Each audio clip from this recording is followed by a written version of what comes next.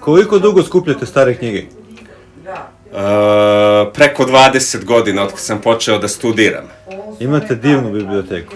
Trudim se i trudio sam se i trudit ću se da je održim u stanju kao što je vidite.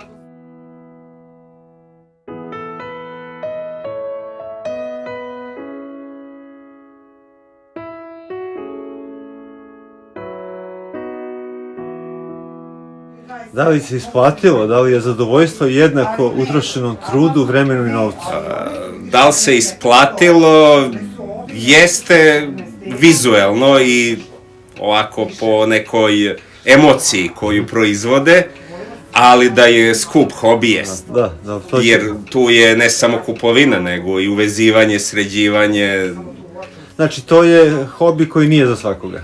Nije za svakoga i nije za one koji nemaju strpljenja i ljubavi prema knjizi. I koji ne umeju da se odriču u životu zarad svoje ljubavi. Naravno, svaki hobi i svaka ljubav traži neke žrtve i odricanja. Znači, hvala puno, divna vam je biblioteka. Molim, hvala vama. Ja sam ukras. Kao žena, partner kolekcionara knjiga, kako je vaše mišljenje o ovom hobiju? Predivno. Ne žalim se. Da li uživate u ovim knjigama? Da. Da? Te mene nađe, platit ćeš.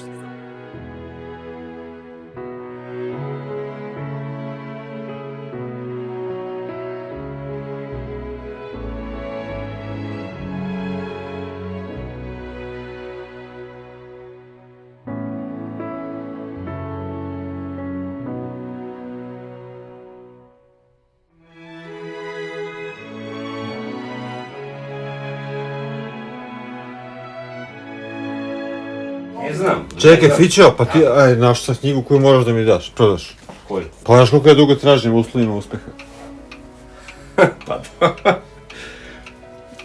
Čedomir Mijatović. Jest. 1292. Pa jeste. Lepovez. Čekaj da ugasim kameru.